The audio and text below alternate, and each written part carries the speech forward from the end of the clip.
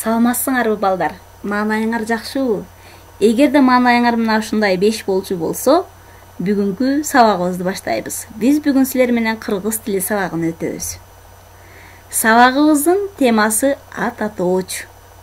Балдар, күтүлүүчү натыйжаны кабыл алсак, сөз айкаштарына мисал келтиресиңер, өз алдынча сөз айкаштарын түзө аласыңар.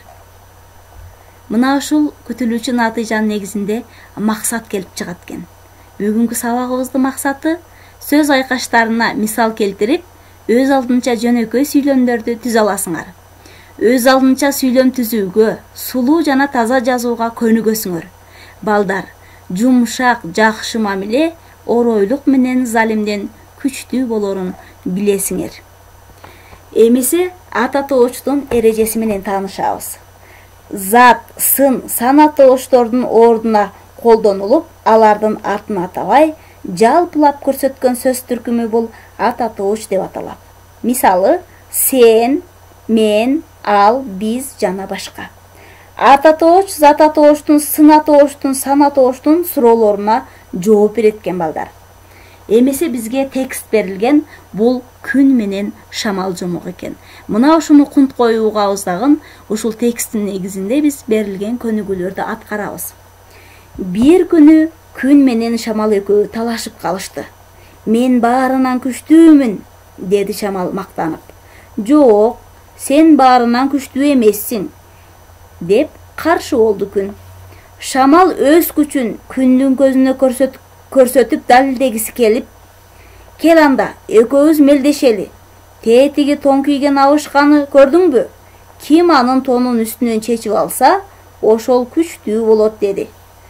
Күн анын айтканына макул болду. Күн булуттун артына жашынып карап турду. Шамал кишиге келип, анын тонун этек жеңин делбиретип учура баштады. Киши тонун кымтыланып алды. Шамал болгон күчүн салып каттуулап кирди. Ал канчалык каттуулаган сайын киши да ошончолук бекем кымтыланды. Акырында шамалдын күчү кетип, тонду чече албасына көзү жетти да күнгө кайтып келди. Эми кезек күнгө келди. Ал жашырынган булуттан чыгып, кишиге жылуулук чачып жылмая карады. Киши күндүн мээри менен ысып, тонун чечип койду. Ошондо күн шамалга: досум, жумшак, жакшы мамиле оройлук менен залимдиктен күчтүү болот, деди жылмайып. Мына балдар, аябай кызыктуу жомок экен. Бизге тааныш эмес сөз бул оройлук. Оройлук деген сөз жагымсыз мамиле жасоо дегенди билдирет экен. Мына ушул тексттин негизинде эмесе балдар биз берилген көнүгүүлөрдү иштейбиз. Биринчи көнүгүүдө текстти окуп түшүнүгүңөрдү айтып бересиңер. Андагы ат атооч сөздөрдү таап, дептериңерге көчүрүп жазасыңар. Жана биз айтып өткөндөй, жалпылап билдирген аттар бул ат атоочтор болот. Мен, сен, биз, ал деген сыяктуу. Андан кийин экинчи көнүгүүдө китептеги сүрөттөр боюнча ат атоочту катыштырып сүйлөмдөрдү түзөсүңөр. Аларды дептериңерге көчүрүп жазасыңар.